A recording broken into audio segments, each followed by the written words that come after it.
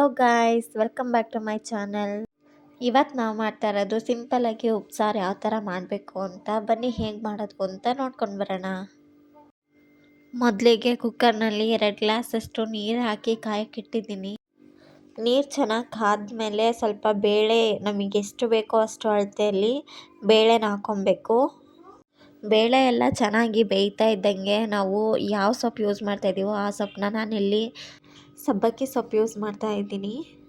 ಸೊಪ್ಪು ಹಾಕಾದ್ಮೇಲೆ ಅದು ಚೆನ್ನಾಗಿ ಬೇಯೋದಕ್ಕೆ ಬಿಡಬೇಕು. ಹಾಗೆ ನಾನಿಲ್ಲಿ ಉಪ್ಪು ಹಾಕ್ತಾಯಿದ್ದೀನಿ. ಉಪ್ಪು ಹಾಕಿದ್ರೆ ಚೆನ್ನಾಗಿ ಸೊಪ್ಪಿಗೆ ರಸ ಇಟ್ಕೊಳ್ಳುತ್ತೆ, ಹಾಗೆ ಬೇಗನೆ ಬೇಯುತ್ತೆ ಸಹ. ಉಪ್ಪು ಹಾಕಿದ್ಮೇಲೆ 1-2 ನಿಮಿಷ ಚೆನ್ನಾಗಿ ಅದನ್ನು ತಿರುಗಿಸ್ಬೇಕು, ಮಿಕ್ಸ್ ಮಾಡಬೇಕು. ಮಿಕ್ಸ್ ಮಾಡ್ತಾ ಅದು ಬೆಂದೈತಾ ಇಲ್ವಾ ಅಂತ ನೋಡ್ಕೊಬೇಕು. ಮತ್ತು ನೀರೇನಾದರೂ ಕಮ್ಮಿ ಇದ್ದರೆ ಸ್ವಲ್ಪ ನೀರನ್ನ ಆ್ಯಡ್ ಮಾಡ್ಕೊಳ್ಳಿ. ಹಾಗೆ 1-2 ನಿಮಿಷ ಆದಮೇಲೆ ಅದು ಕುದಿ ಬರೋದಕ್ಕೆ ಸ್ಟಾರ್ಟ್ ಆಗುತ್ತೆ. ಆಗ ನಾವು ಕುಕ್ಕರ್ನ ಲಿಡ್ ಕ್ಲೋಸ್ ಮಾಡಿ 1 ವಿಷಲಷ್ಟು ಕೂಗಿಸ್ಕೊಂಡ್ರೆ ಅದು ಕರೆಕ್ಟಾಗಿರುತ್ತೆ. ಅದಾದಮೇಲೆ 1 ವಿಷಲ್ ಕುಕ್ಕರ್ನ ಕೂಗಿಸ್ಕೊಂಡು ಅದೇ ಸಾಂಬಾರಿಗೆ ಖಾರ ಯಾವ ರೀತಿ ಮಾಡೋದು ಅಂತ ನೋಡೋಣ ಬನ್ನಿ. ಮೊದಲಿಗೆ ಬಾಣಲಿ ತೊಗೊಂಡಿದ್ದೀನಿ, ಅದು ಮೆಣಸಿನ್ಕಾಯಿ ಹುರ್ಕೊಳ್ಳೋದಕ್ಕೆ ಅಂತ. 6-7 ಮೆಣಸಿನ್ಕಾಯಿನ ತೊಗೊಂಡಿದ್ದೀನಿ. ಚೆನ್ನಾಗಿ ಹುರ್ಕೊಬೇಕು. ಮೆಣಸಿನ್ಕಾಯಿ ಸ್ವಲ್ಪ ಬಿಸಿ ಆಗಬೇಕು. ನೋಡಿ, ಈ ಥರ ಬರೋವರೆಗೂ ಚೆನ್ನಾಗಿ ಹುರ್ಕೊಬೇಕಾಗುತ್ತೆ. ಅದಾದಮೇಲೆ ಹುರಿದಿರೋ ಮೆಣಸಿನ್ಕಾಯಿನ ಒಂದು ಜಾರ್ಗೆ ಸರ್ವ್ ಮಾಡ್ಕೊಳ್ತಾ ಇದ್ದೀನಿ. ಅದಾದಮೇಲೆ ಅದೇ ಜಾರ್ಗೆ ಸ್ವಲ್ಪ ಬಿಡಿಸ್ಕೊಂಡಿರೋ ಅಂಥ ಬೆಳ್ಳುಳ್ಳಿನ ಹಾಕ್ಕೊಳ್ತಾ ಇದ್ದೀನಿ. ಅದಾದಮೇಲೆ ರುಚಿಗೆ ತಕ್ಕಷ್ಟು ಉಪ್ಪು ಹಾಕ್ಕೊಳ್ತಾ ಇದ್ದೀನಿ. ಅದಕ್ಕೆ ಸ್ವಲ್ಪ ಮೆಣಸನ್ನು ಸಹ ಸೇರಿಸ್ಕೊಳ್ತಾ ಇದ್ದೀನಿ. ಅದಾದಮೇಲೆ ಸ್ವಲ್ಪ ಜೀರಿಗೆನೂ ಹಾಕ್ಕೊಳ್ಬೇಕು. ಸ್ವಲ್ಪ ಹುಣ್ಸೆಹಣ್ಣು ಕೂಡ ಯೂಸ್ ಮಾಡ್ತಾ ಇದ್ದೀನಿ. ಹುಣ್ಸೆಹಣ್ಣು ಹಾಕ್ಕೊಂಡ್ಮೇಲೆ ಸ್ವಲ್ಪ ಕೊತ್ತಂಬರಿ ಸೊಪ್ಪನ್ನ ಹಾಕ್ಕೊಳ್ಬೇಕು.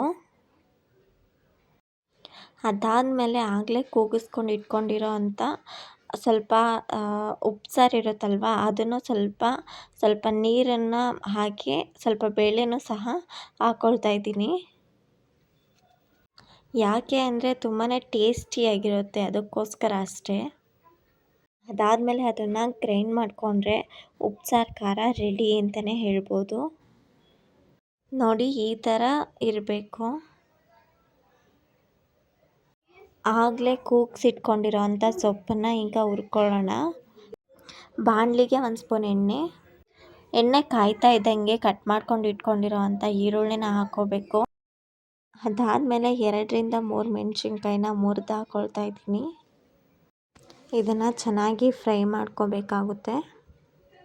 ಗ್ಯಾಸ್ನ ಮೀಡಿಯಮ್ ಫ್ಲೇಮಲ್ಲೇ ಇಟ್ಕೊಂಡು ಚೆನ್ನಾಗಿ ಮಿಕ್ಸ್ ಮಾಡ್ಕೊಬೇಕು. ಅದನ್ನು ಈರುಳ್ಳಿ ಬ್ರೌನ್ ಕಲರ್ ಬರೋ ತನಕ ಚೆನ್ನಾಗಿ 1-2 ನಿಮಿಷ ಹುರ್ಕೊಬೇಕಾಗುತ್ತೆ.